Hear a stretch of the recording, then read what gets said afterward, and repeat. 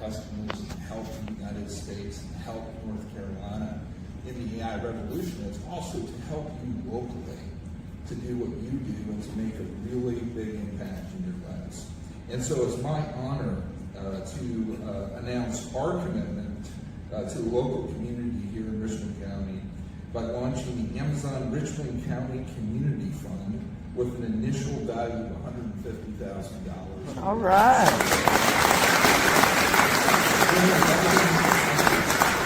We're inviting local community groups, educational institutions, and other nonprofits to apply for grants for up to $10,000 each for new or existing community projects between now and July 23rd. We want to get this out the door.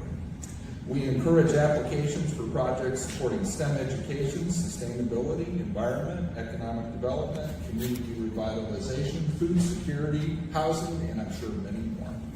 This initiative is part of Amazon's longstanding commitment to being a good neighbor and a partner by supporting and helping deliver innovative programs that will have a lasting impact on your community. And this is just the beginning. We're going to do more, as Roger talked about. We have a lot of workforce development skills programs that we're going to roll out, and this is just the start. So I want to again thank you all for the great reception, and we're ready to get to work. Thank you.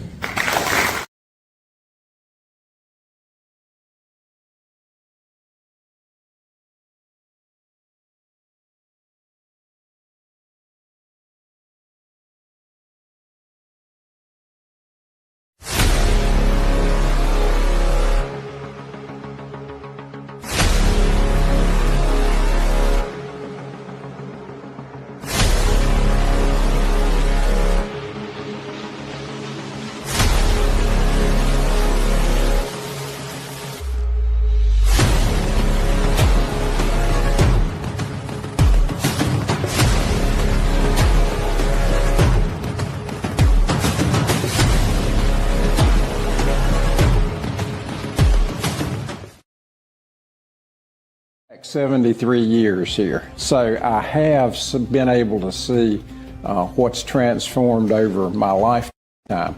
All of these things have created almost the perfect storm of economic development as far as what I see Amazon needed in order to locate here. I personally think that it's a game changer. Amazon Web Services will invest at least $10 billion in its next AI Innovation Campus right here in Richmond County. That will create at least 500 good-paying jobs.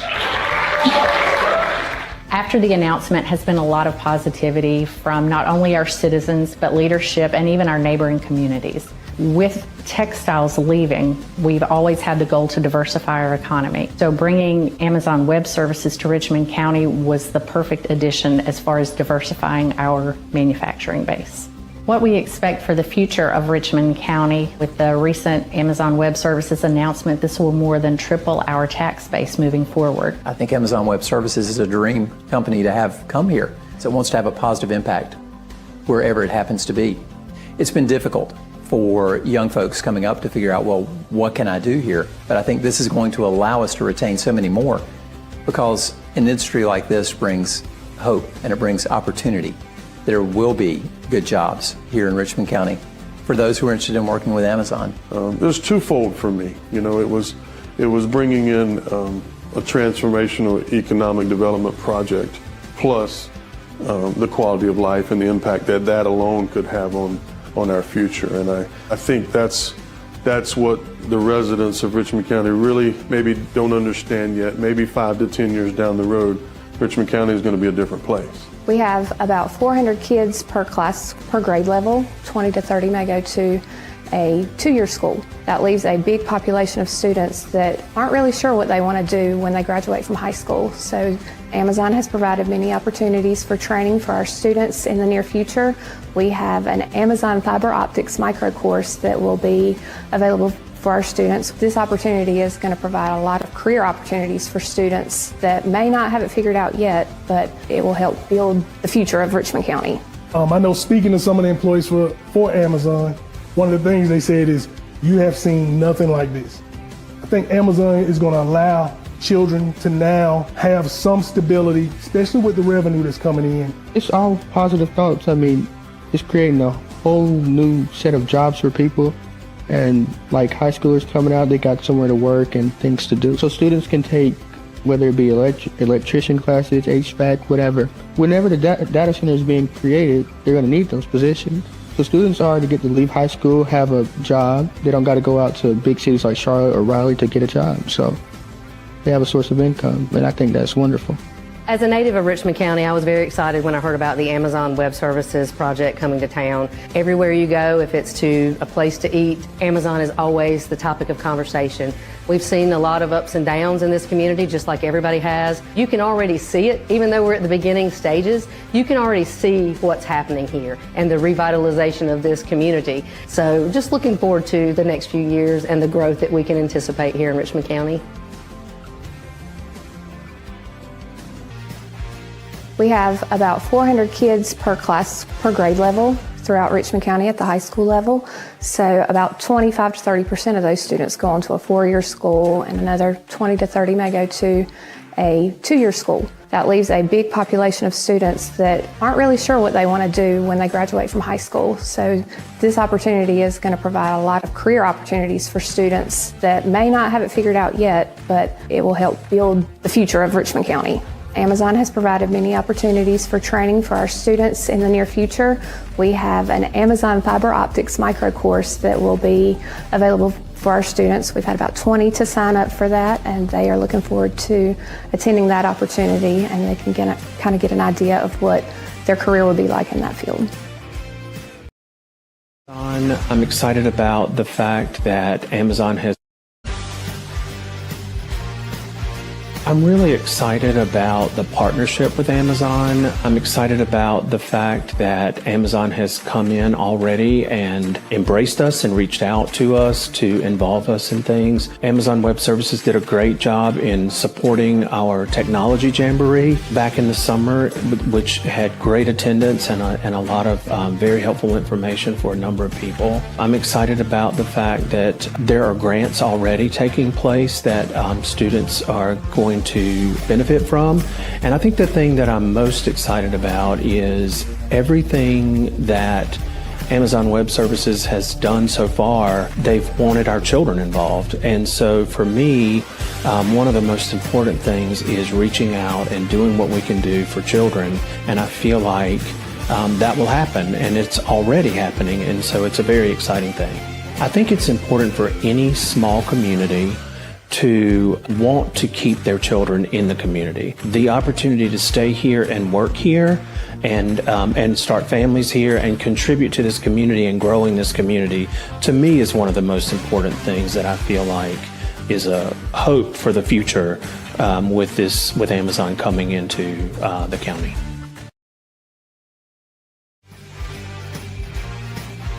First Health Moore Regional Hospital Richmond is a small rural community hospital with 99 beds. We offer a full array of services. We are hoping with Amazon coming to our rural community to bring in much needed jobs, but also that brings in an additional workforce as well for the hospital. It helps recruit and retain qualified healthcare professionals. So there's a lot of positivity with Amazon coming in. Also with it being a data center, that can help us expand into our community with telehealth services, with also other data tools that can help us reach out to other regions with some of the things we can't offer today in a rural setting. We're excited about Amazon coming to Richmond County and this area. I grew up in the region, so I am very excited about this opportunity. The jobs that it could bring, working with the community college and some of the degrees that will come out of the community college, having a vibrant community that has everyone involved. So there's just a lot of positivity that I think it's going to bring to our region.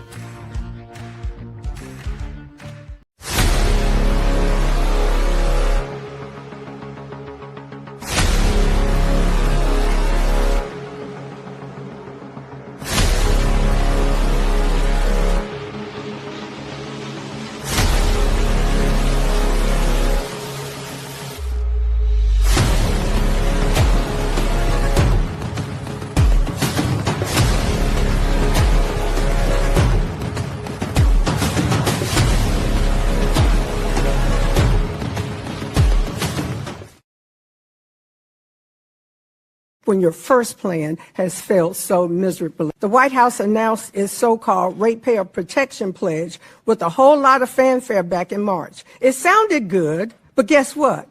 Duke Energy is proposing to raise utility bills in North Carolina up to 18% over the next 2 years, and a lot of that is because of new data centers.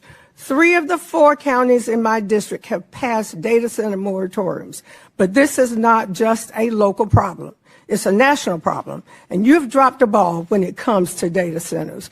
Why should the people of North Carolina's 4th District believe that this administration has a plan to protect them from data center energy costs when your first plan has failed so miserably? The White House announced its so-called ratepayer protection pledge with a whole lot of fanfare back in March. It sounded good, but guess what?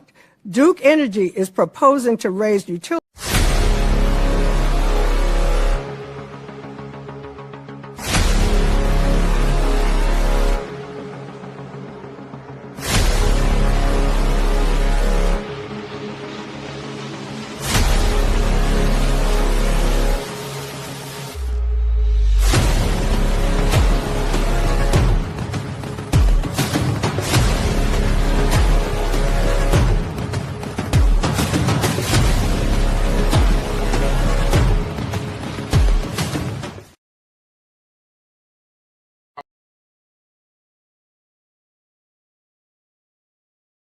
I've lost my grandmother, my grandfather, and my mom due to this. So this water problem is much bigger than Flint, and I said yes. You know, every time they drank sink water, they would vomit. So I knew something was going on before it became a public thing, you know. My whole thing is, it's been well over 12 years. Why we ain't got no settlement? Why they ain't came and told us what the deal is? They're everywhere. All of us have been exposed to them. It's just the fact that people in this community are drinking it. Yes, everybody get out, sign the petitions, work for Cedar Creek in East Fayetteville. Let's get our water back. I've lost my grandmother.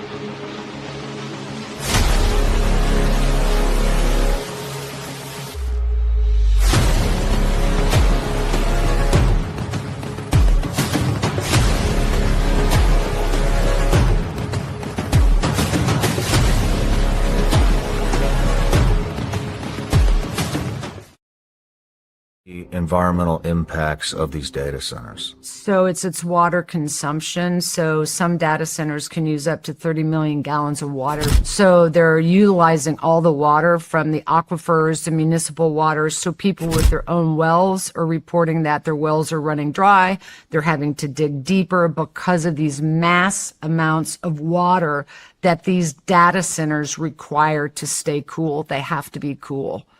And so we're losing our water resources. And it's interesting. Oh, I almost brought this. We're losing. Where are they putting these? I mean, so they're. I mean, I saw the map. I was like, oh, I wonder where I'm going to move to in 10 years because. Yeah, there's very, very few. And it doesn't look like there's nowhere to move to. Well, so. The whole country's covered. Correct. And the whole country's almost in a drought restriction. Well, I mean. And so you're going to consume more of our water resources to keep these data centers cool when there's other options. Other countries are looking at other options than just building them in our backyards. And they're literally in people's backyards. They're massive. These things are the size of 20 super Walmarts or more. And you're having to destroy all the trees. They need to be near water. They're looking to be on top of aquifers. They need cooler climates, but you're putting them in hot climates. You're putting them in drought restricted states, which is most of the country at this point, expecting a good outcome. And we're just not going to have it. That's our water sources, and AI has to have water to keep it cool. I mean, I don't understand how that, I mean, are they putting them in Florida? Then Florida, I mean, I don't know about out west, but Florida, I mean, you can't run your sprinkler. You can't even water your grass. Yeah. You know, they're literally worried so many people are moving to Florida, they don't even know how the hell they're going to flush the toilets soon. We're talking millions and millions and millions and trillions of gallons of water. What size of city uses $30 billion or 30 million gallons of water? That's because these data centers are so massive. It's like I'm asking, what would the equivalent be? I think I read in the notes it was 50,000 a population, a city with a population of 50,000 people uses that much. I saw that, yeah. I mean, you're talking that these data centers are going to use more water than the world would consume. It's ridiculous. Now, can you reuse the water? So you can. So they're wanting to go to more closed cooling systems. And in those closed cooling systems, you still are going to be using chemicals. And here's the thing that I think there's a window here where everybody can rush in before any regulations start. And we're starting to see, now at a federal level, they're looking at regulations. They want to pass regulations. But right now it's a free-for-all out there. And so these chemicals, there's no regulations about every 2 years when you have to clean out a cooling closed system, where you're going to throw all of those chemicals. This is where, for systems that are already up and running, I'm getting whistleblowers on the inside saying that they're taking all that waste and they're just running it down into the sewers. There's no oversight, and they're now starting to get tests where this is very contaminated water. So it's going to be a little real shit show here soon. Like the city water is contaminated? So, and a lot of city water is contaminated, and they're using the city water to cool it. Again, it's just going to regurgitate all that PFAS or what other contaminants are in that water back into the environment. It reminds me of, like, my dad's a mechanical engineer, so he built and ran pipelines for Texaco, all through parts of Texas, Oklahoma, up into Kansas. And he used to always tell me, remember this, Aaron, the solution to pollution is not dilution. And I often wonder if that's what they think, taking polluted water and running it through a system and diluting it or dumping it into a river and it flows downstream that will have a natural dilution would resolve the issue. And it's not. And so even if with the closed cooling system, that water that's recycling in there, eventually they have to clean those systems. They have to release that water.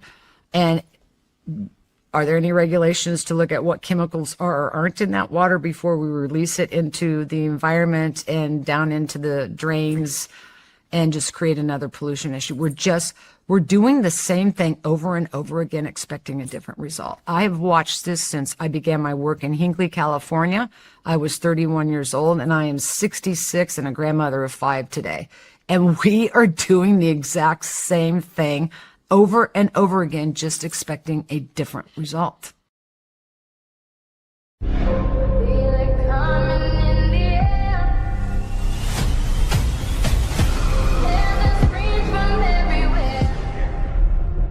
Only thing that's on my mind is who's gonna run this town tonight. Yeah, I say that we are. This is Rock Nation. Pledge your allegiance.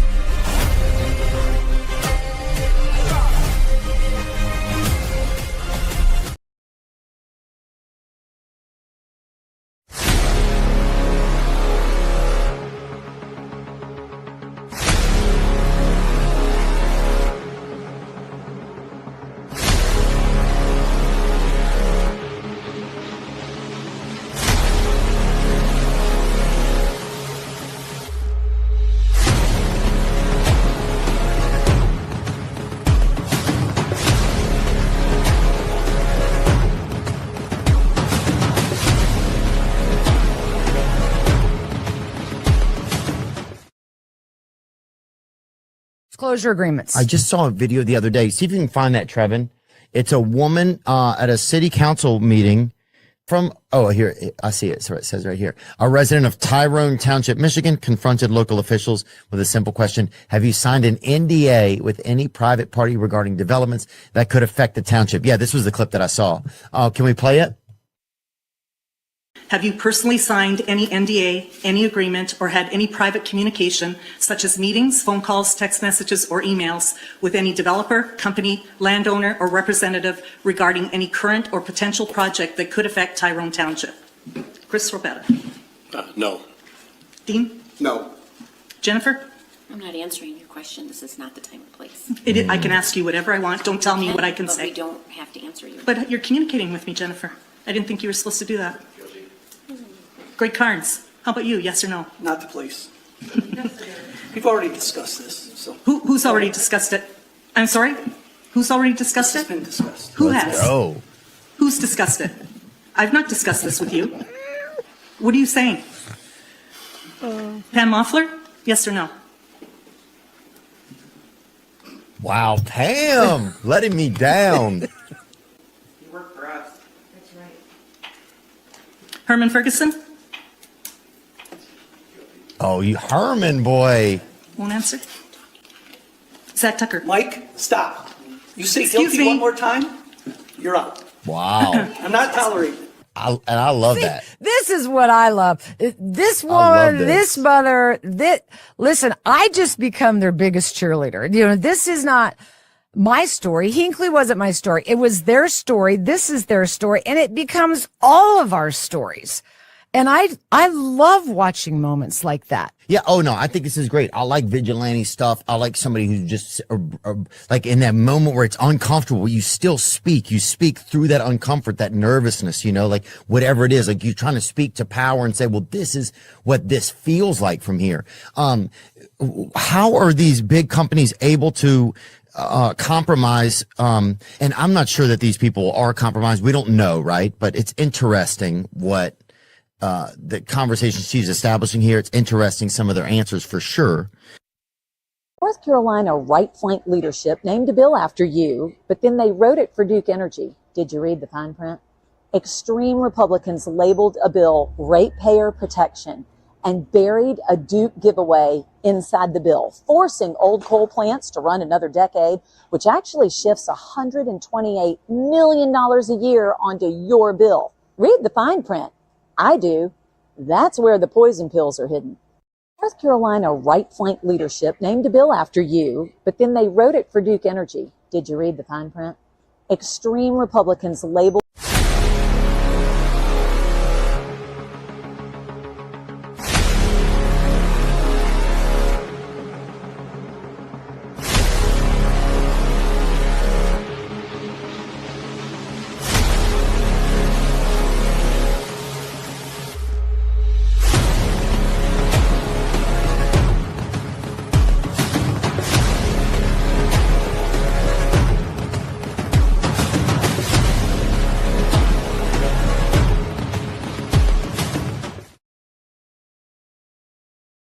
My message to North Carolinians about data centers coming to North Carolina, that it's infectious and it's going to ruin the communities because of all of its pollutants in the water.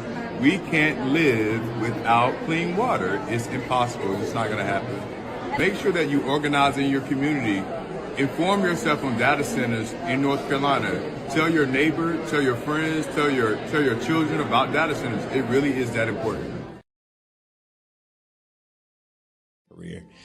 Dr. Rankin was advocating for the exact same thing that I'm speaking on right now. He identified 28 known historic indigenous mounds sites, burial sites of indigenous people in Richmond County, in Montgomery County, and in Anson County. And he contacted the EPA to let them know, hey, these are indigenous sites. If you build dams there, it would destroy all of these indigenous burial sites. He advocated for this for months. He advocated, and their response was, thank you for the information, noted, as they continued to excavate all of these sites, bulldoze through the land, and sometimes they built dams and sometimes they just destroyed the land and moved on to another location.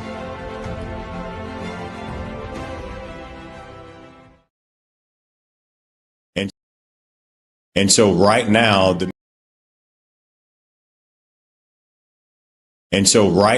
the misunderstanding of our community is that we already have these issues, right? We already have contaminated water. Folks cannot even drink their water. They're paying a utility bill when they can't even, they have to buy bottled water every week.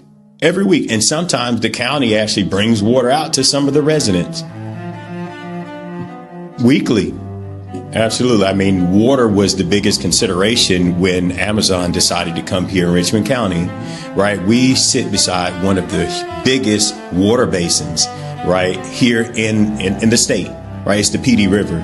It feeds the entire state. So without this water source, without the water source, then Amazon wouldn't even be here. They need fresh water to be able to run through their cycles, their cooling cycles, right? That water cannot be reintroduced back into the water table.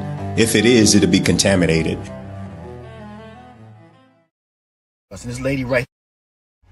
Hey y'all, this is George Cook at African American Request, and this lady right here is Belinda Joyner. She's a resident of Kingsborough, a predominantly black town in North Carolina. And for decades, she's been fighting for environmental justice, first against hog farmers and now against AI data centers. Please check out our story. It's an important one. Just to sit out on your porch and just enjoy your environment. You can't move because if something was to come right here across the street, where am I going? I've been here all my life. So why should I have to get up and move because something comes in my community that's going to disturb my livelihood? It's like they're living off us, they're profiting off us, and we're the ones that are suffering. The pig farms have been here forever.